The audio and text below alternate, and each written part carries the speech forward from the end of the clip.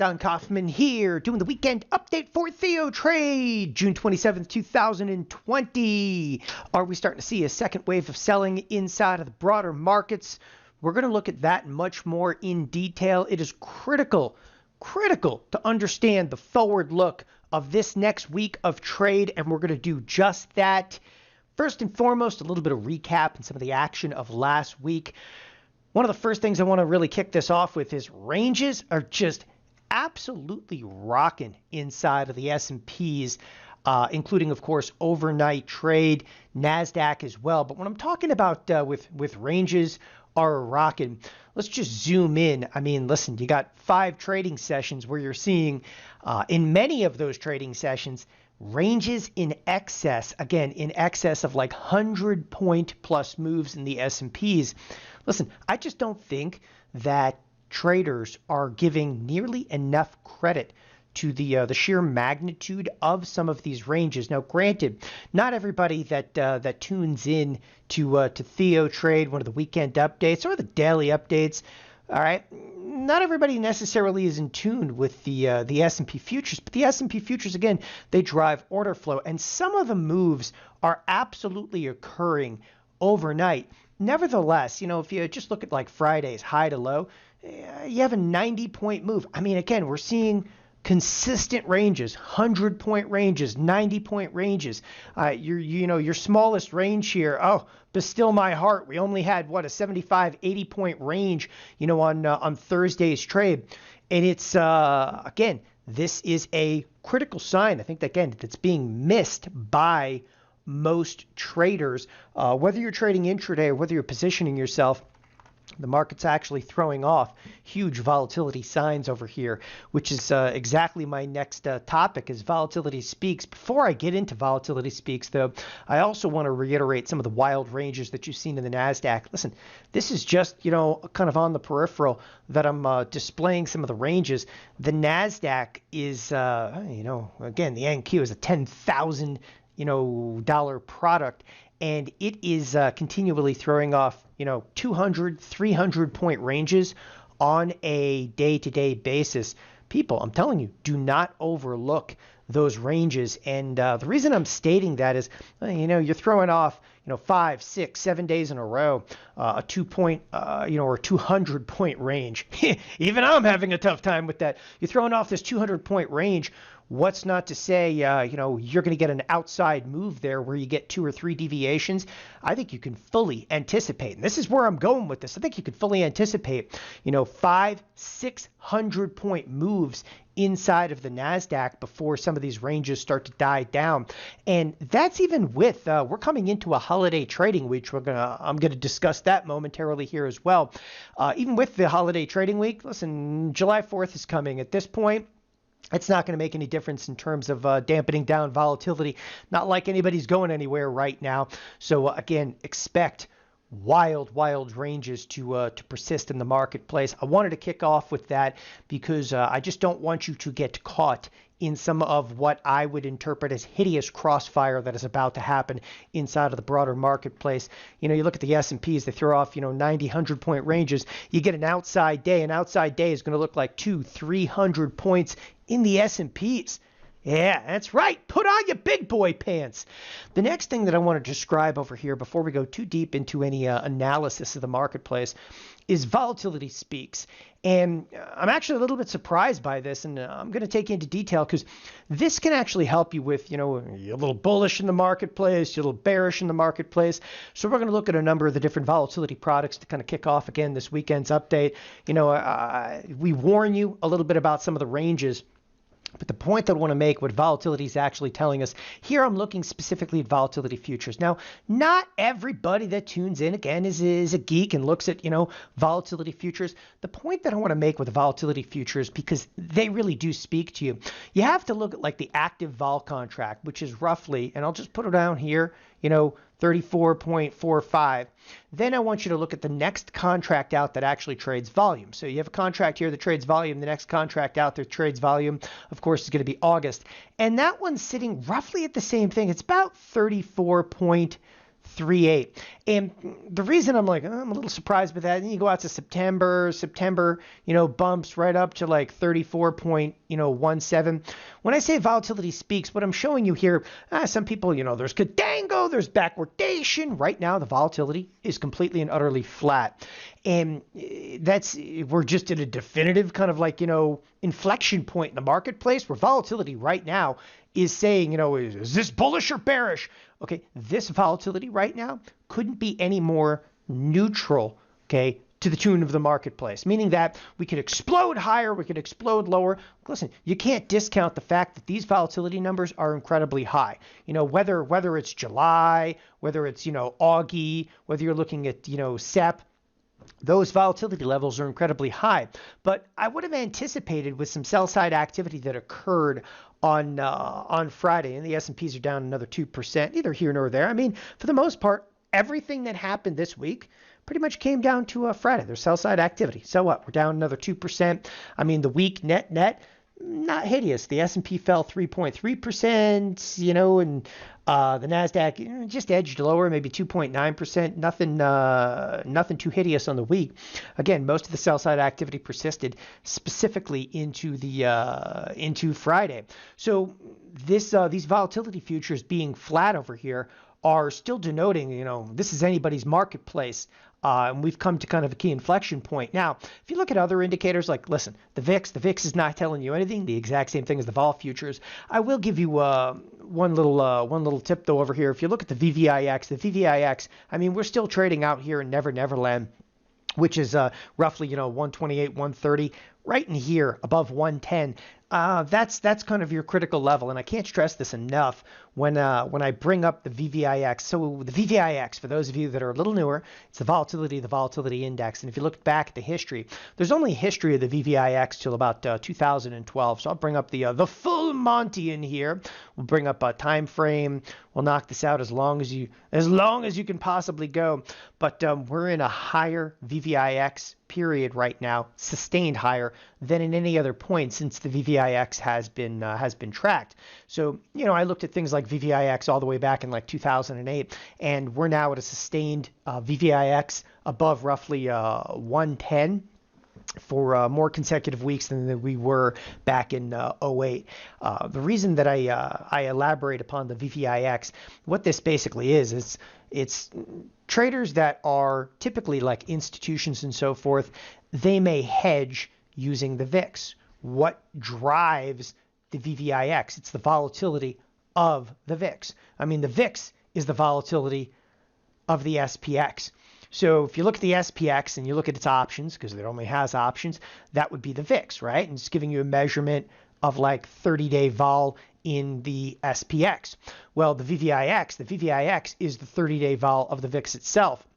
And the interesting thing is professionals used to go to the SPX to hedge, but a lot of professionals now, they actually use the VIX options to hedge, which drives the VVIX. So what the VVIX in effect is telling you is, holy crap, we're in Neverland. I mean, there's traders out there and they're paying 130% volatility.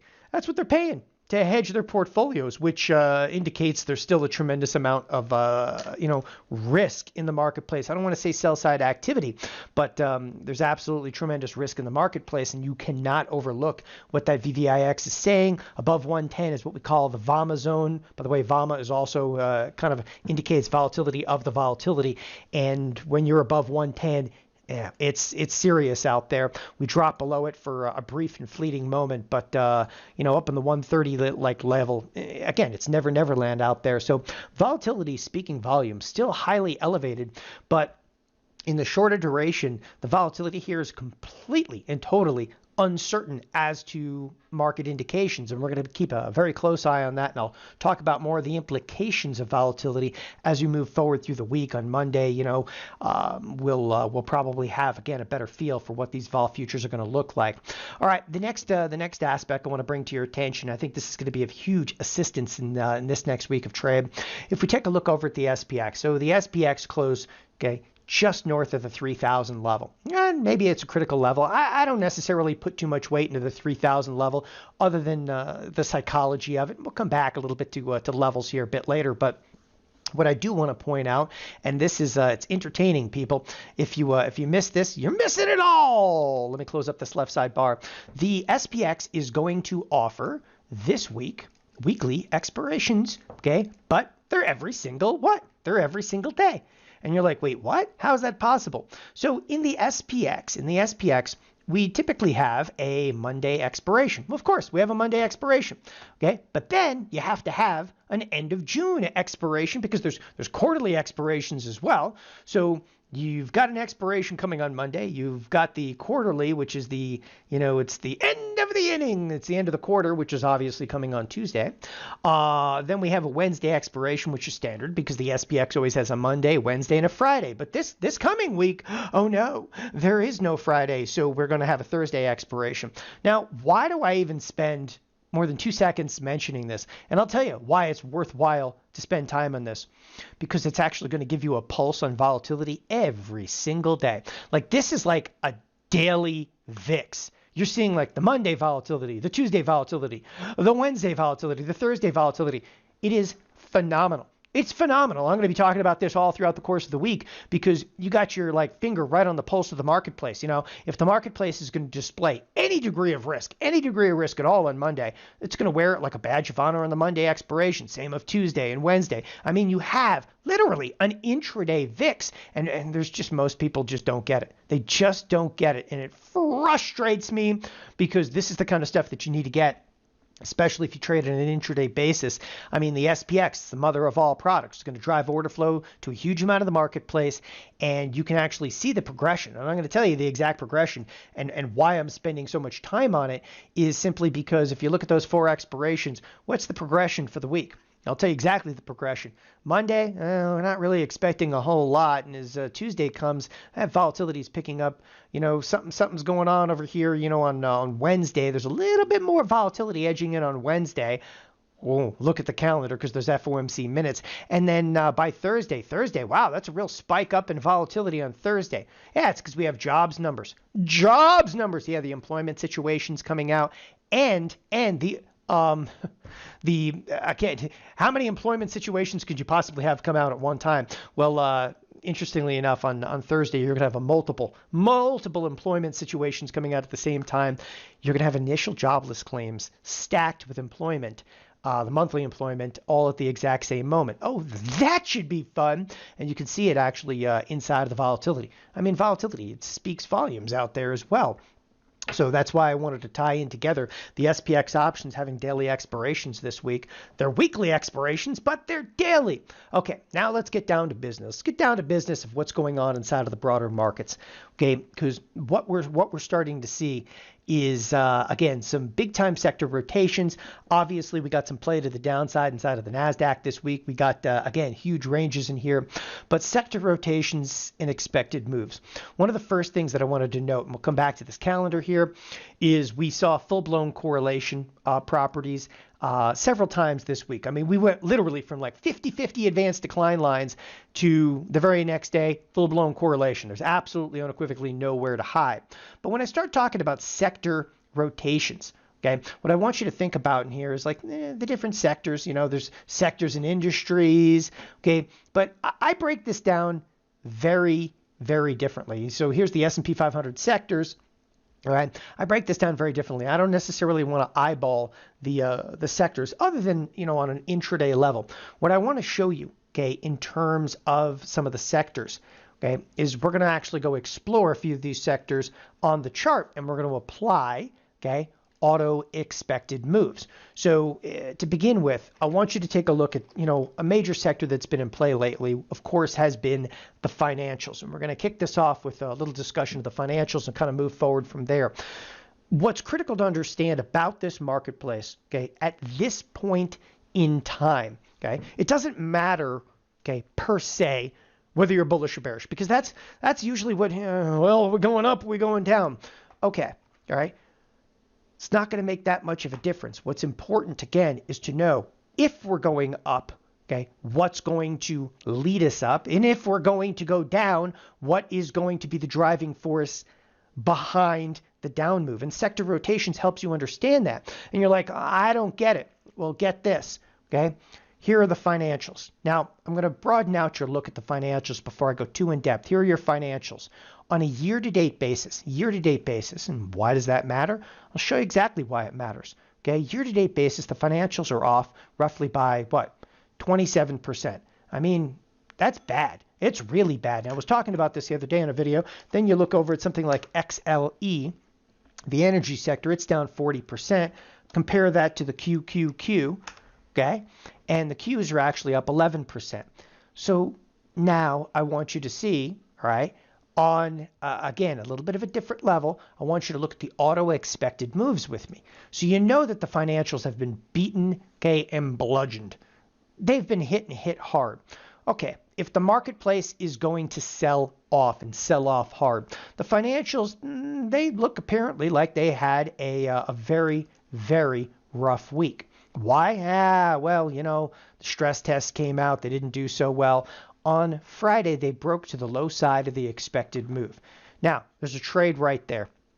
What's the trade? The financials have been breaking down ever since they clipped the 2650 level. They've been breaking down considerably. If the marketplace is going to bounce higher, I don't care what you think. I'm telling you, if the marketplace is going to bounce higher, right, the financials will explode back onto the scene. You're like, but what about the NASDAQ? Yeah, the NASDAQ will play. But the financials, okay, are going to actually be leading the S&Ps if we were to bounce back to the upside. And again, I don't care what your, but my directional bias, get rid of your bias. If you're going to explode back to the upside, I think you should probably have one of these in play. This is actually a back spread, okay? So on back spread inside those financials, if we're to explode back to the upside, okay, great. But here's the cool thing about the back spread. The back spread is being done for a very, very small credit. So if we explode back to the upside, gold, Jerry, gold. We continue to sell off. Well, it is what it is, but I'm going to keep that 14-cent credit. And that's again, this is how you need to trade right now. Because I'm telling you, and the reason I set you up for this a little bit, the volatility right now is completely what? I don't know which way we're going to go. I'm feeling very uneasy right now. So it's critical to understand the sector rotations. So if we're going to be bouncing back to the upside, the financials are going to rip. Okay. Next to that, along with the financials, all right, I think you should look probably at IWM. IWM, the Russell. Okay. The Russell year-to-date basis is off 17%. But if we start to apply, if you will, a little bit of expected move, okay, the Russell didn't absolutely get hammered this week, but definitely towards the lower end. So why didn't I do the bullish trade inside of the IWM? Because I believe at this point, I really do. I believe at this point the financials, having broken through the bottom of the expected move, are the appropriate place to be. Then, of course, we're going to look at the QQQ. Now, the interesting thing about the NASDAQ, all right, and again, I just showed you on the NASDAQ a moment ago, percentage year-to-date up 11%. On the NASDAQ, and I apologize here, let's cruise over to auto expected moves. The NASDAQ also came down a little bit, but I mean, the NASDAQ actually tagged the upper edge of the expected move, came down. All right, great. Here's the thing about the NASDAQ. And I said, if the market's going to explode higher, it's actually going to do it on the back of the financials. If the market's going to take off lower, you can expect it's going to be the Qs. You better expect it's going to be the Qs, because if you look at this from a sector standpoint, and I cannot stress this enough, and I've been stressing this day in and day out, right? From a sector standpoint, the NASDAQ's still up like 11%. If the marketplace as a whole, that is the S&Ps, were to sell off, what else could bring it down? All right. I mean, listen, you can go into all the sectors. You're like, what about consumer staples? Consumer staples, great. It's already down, 8-9% year. What about, we already showed you energy. Energy's down like 40%. Okay. You're not going to squeeze blood from a turnip over here. What else you got? You go, what about healthcare? XLV. All right. Bring up, okay. Well, it's already down 4%. You got to put all the weight inside of the QQQ. So if you're gonna bear up in any way, shape, or form, it's the NASDAQ where you want to get bared up in. Okay, and I think you should actually consider possibly a back spread in something like the XLF. All right, and if you're going to take your bearish position, maybe do a bearish position inside of the Qs. Now I've got a lot of different bearish positions inside of the Qs, but I have one that maybe you guys will find this one's a little cutesy. For those of you that understand a little bit about skew, I sell an out-of-the-money call spread to finance the purchase, okay, of an out-of-the-money put spread, and it's actually done for a fairly substantial credit. If you're kind of curious about this one, I'll cruise over to my account statement, and again, I'll just show you what the orders happen to look like, and I fired off a lot of these, but those are what the orders happen to look like. Again, I'm selling a call spread to finance the purchase of the put spread. The call spread I'm selling is $5 wide. The put spread that I'm purchasing is also $5 wide. Okay, and they were equidistant at the time, but I was able to do it for a 53-cent credit. So, yeah, if we rallied huge, I would probably take a little bit of a hit here in the QQQ call spread. But if I take a hit in the QQQ call spread, what am I doing? Covering myself with the XLF. Better know about sector rotations, expected moves. I'm telling you, that's how you trade these markets, because otherwise you're just going to get run over. Big tech, of course, is still outperforming, and that's why I wanted to cover it. When I say big tech, now I'm actually referencing the monsters of tech. But as I was saying, we're throwing off some big ranges. Take a look. Take a look. Again, this is a conglomerate symbol. Take a look at the volume. Take a look at the range. Okay, big tech could actually be in big trouble over here. Now, big tech, though, took a big hit, most appropriately because of Facebook. So I happen to carry a short position in Facebook.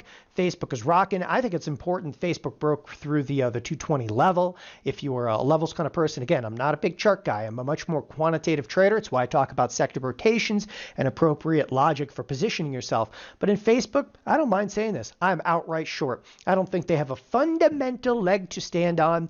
Now, the Facebook sell-side activity was about, this company's boycotting them, and then Verizon stepped in. Verizon's a big boy company. First, it was like Ben & Jerry's ice cream, right? All of a sudden, you're like, Verizon. You're like, okay, I'll listen to Verizon. Anyway, big sell-side activity in here has to do with the boycott policies. Of course, Facebook is going to pat everybody on the head and make this okay, but it might be too late. And this thing could see some extraordinary sell-side activity. I'm going to remain short inside of Facebook, but Facebook, of course, led a lot of the big tech to the downside. But I can't stress enough. Again, market's going to fall. It's got to be done on the back of big tech. So you look at whatever's strong in the marketplace here. Something like Microsoft. Microsoft still rather, unimpeded at this point in time. Another point I want to make, and this is more of a fundamental, take, and it has a lot to do with Nike. Okay, Nike, their earnings came out and they just bombed. There's nothing nice to say about it. The earnings were down. It was minus 38%. That's it. The stock was relatively unimpeded. I just can't. This one, it's not that I can't get over it. It's just, again, Nike is still a hop, skip and a jump away from, no pun intended, maybe a little bit. But they're literally just off their all-time high inside of Nike. I wanted to bring you to a much more substantial time frame. And they clearly, in this earnings announcement, indicated that they were, for the most part, bleeding out. They said they'd be fine.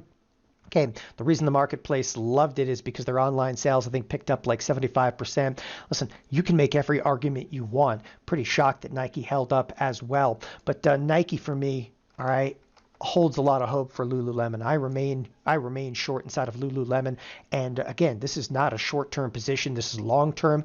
If you will, I'm short, but it's an investment to the downside. Lululemon trading just shy of the 300 marker. The thing I was surprised about, and the reason I'm bringing it up, is that Lulu was not more, negatively impacted by the Nike, earnings announcement. Again, the fact that Nike is just a hop, skip, and a jump away from that all-time high just shocks me. It really is. You start to realize how, and the kind of the reason I threw this into the weekend update, okay, the marketplace right now clearly isn't running on any fundamentals. The marketplace right now isn't functioning on anything, I believe, other than a quantitative trade. And you could say, it's the Fed. Well, the Fed actually plays into the quantitative trade. But the bottom line is there are going to be some phenomenal setups coming. I mean, they're there right now. Stuff like short LULU, it's just you're going to have to sustain some short-term pain.